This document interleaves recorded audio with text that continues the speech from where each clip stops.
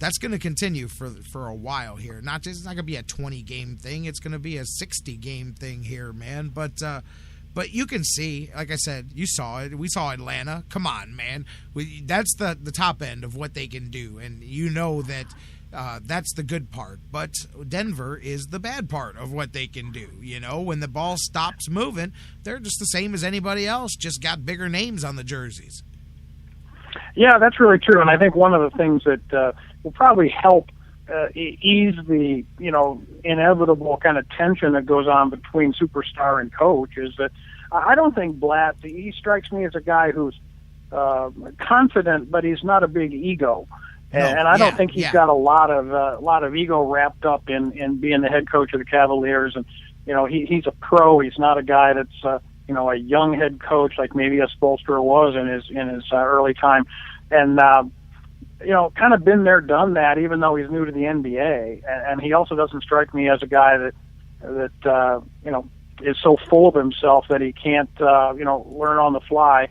And also, he seems so far like a guy that the players are drawn to. The players genuinely like as a person. At least that's the stuff you pick up in the body language and in the nonverbal stuff that you see on the court. And after games and before games, just relationships and interaction between the coach and the players. They seem to like the guy. At least that's a very early take on it. And so he's a likable guy. He knows what he's talking about. And I think, like you say, the basketball IQs of him and LeBron will eventually, come to a meeting and come to an ability to work together and not clash and not blow it up because they can't get along. I just don't see it happening with Blatt just based on his personality. You're listening to the Sports Fix. J-Rock, Dan Wismar joining me here. We're talking a little hoops, OSU Buckeyes, talking a little Cavaliers here. Let's switch over. While we're talking Buckeyes, let's switch to football. But before we get into the Bucks on the football field, playoff rankings came out. I mentioned it before the break. I wanted to talk about the Hall of Fame. Of course, pro football, the semifinalists get announced here, and then that gets hashed out, and then they get down to the final group of 15. What was this group? 26. Of course, the reason I bring it up, Orlando Pace, the great Buckeye, he is one of the guys eligible here in his first year of eligibility. 4 of those greatest show on turf teammates are all eligible together, actually. Pace, Kurt Warner, Isaac Bruce, and Torrey Holt. Junior Seau, late Junior Seau's on there. A couple of the 5 that came close last year are all back on there. Kevin Green, Charles Haley, Bettis, Marvin Harrison, and then new game. I was saying this before the thing. Man, good luck telling me only 5 of these guys can go in. You got Terrell Davis. There's a lot of guys that are, Steve Atwater, Ty Law. Some guys are borderline, but Morton Anderson, Tony Dungy, Jimmy Johnson, Don Coryell, good luck finding me 5 out of those, because I could probably give you 10 or 12 out of that list of 26 that are Hall of Famers. And I'm sure they'll all get in eventually, but that's going to be a good I'd like to be in those discussions when they start hashing those names out.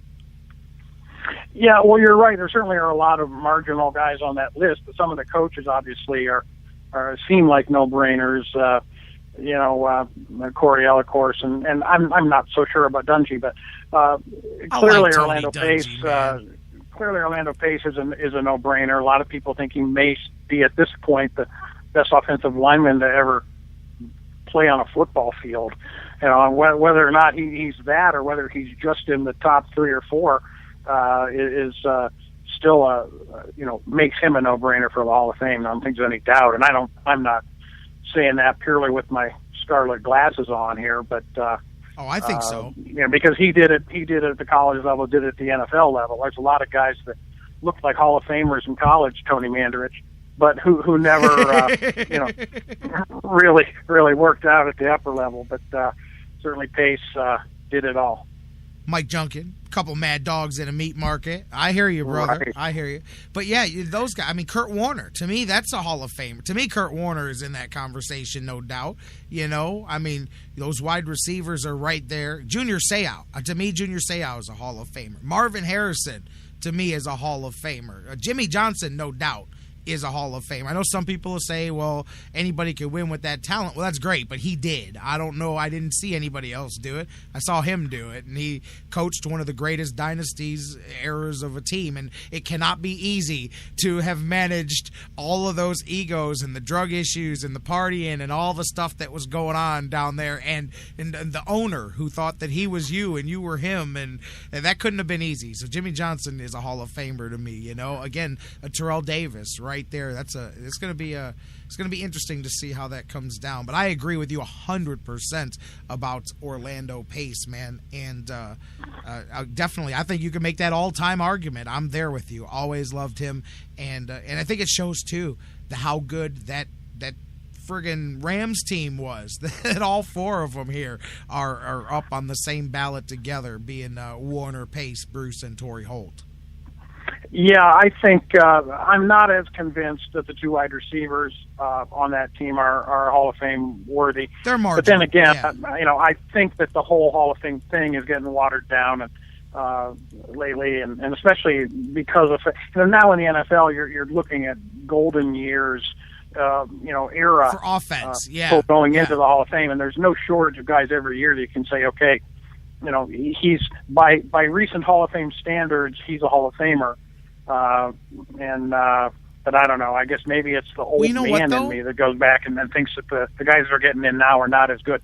Especially, and I got to say this, there's so many Steelers in the Hall of Fame from the 70s Steelers team that, and I may have ranted about this before on your show, Jerry, but, guys like L.C. Greenwood and guys like, the safety, is Donnie Shell, in the NFL Hall of Fame. And I just, if you'd been on any other team, you would have been a blip on the radar. No one would have ever heard of you.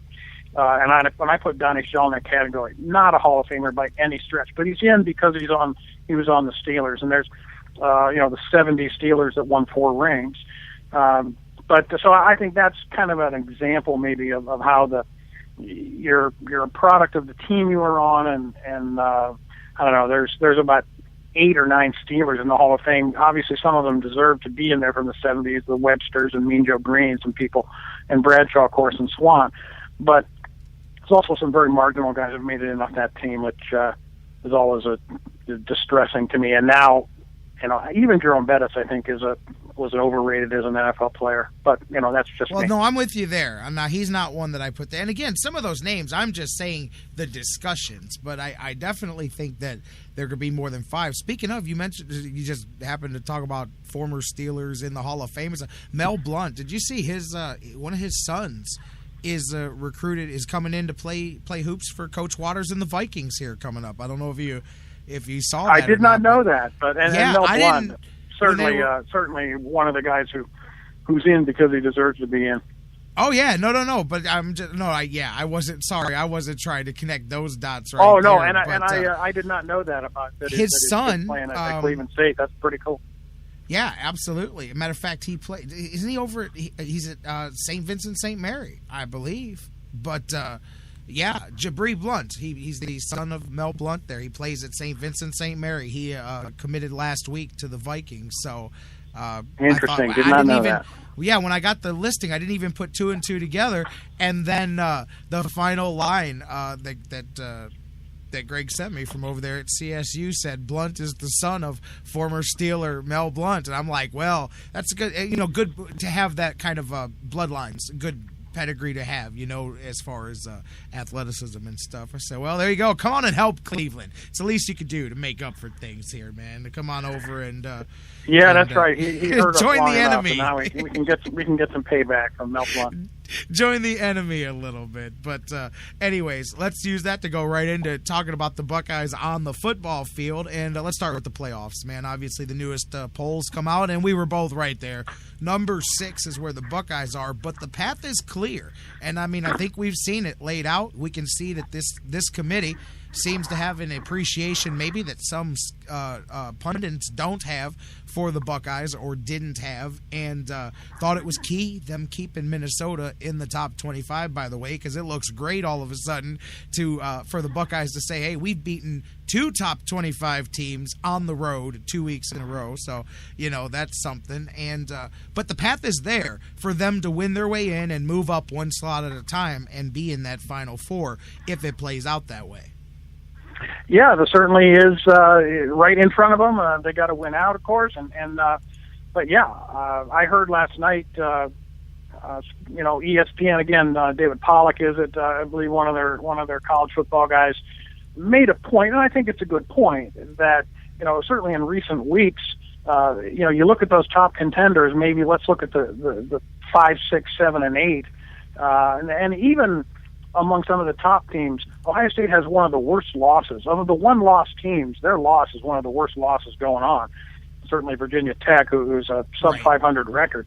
But the point he made was that the win over Michigan State and East Lansing might be the biggest win of those teams. That nobody else has knocked off, a top 8 program or whatever on the road convincingly. Would have been more convincingly if they hadn't had their own special team screw-ups. But it was a good point that they've got one of the worst losses, but they also had one of the best wins among that one-loss group. And you're right. You now look at, you're trying to figure out, is there a way that you can hang a loss on another loss on Alabama or on Oregon or on Mississippi State? And clearly there's very good opportunities for that to happen. As Alabama, they get a virtual bye this week. They play Western Carolina. I'm sorry, I don't want to hear about the Buckeyes' soft non-conference schedule. How does that happen late in the season? Yeah, like well, you know what I mean? The SEC just does it differently. They play their patsies later on in the season. The Big Ten loads them up in September, and then they play a straight conference schedule all the way through. The Pac-10 or the SEC West guys and SEC, you'll see them in the late October, early November playing the Chattanoogas and the Georgia Southerns and the Western Carolinas of the world.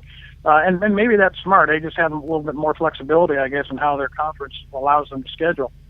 But so they've got West Carolina, but then they do have Auburn in the final game of the year.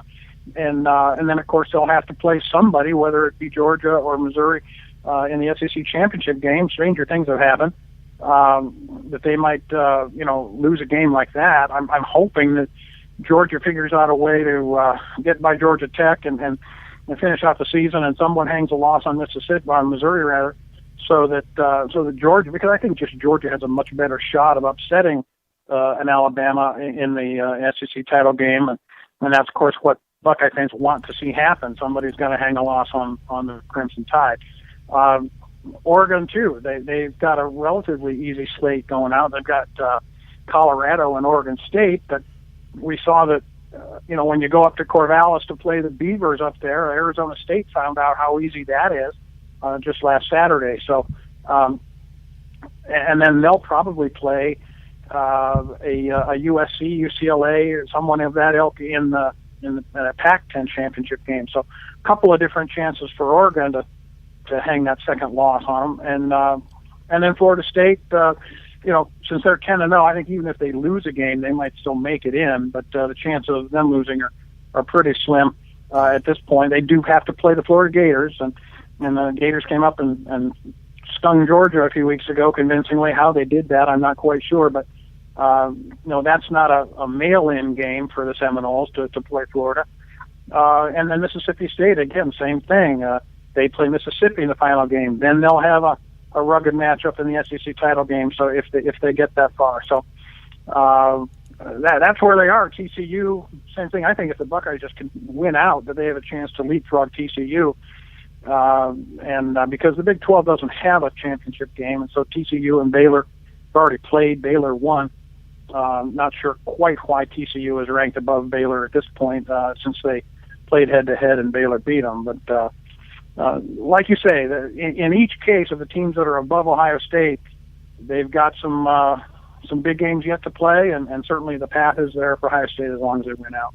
I got to tell you, though, not just looking at what other teams can do, just the Ohio State part alone, I think I've seen a few clues that this committee, or at least parts of it, have a high regard for Ohio State here, and I think it shows out in a couple of things, man. I mean, one of the biggest would be Minnesota staying. They lost to Ohio State, but staying 25. I think that showed how impressed the committee is by Ohio State, because losing the way Minnesota did, they didn't even drop them a spot. They kept them right where they were. That shows me that they appreciate the game that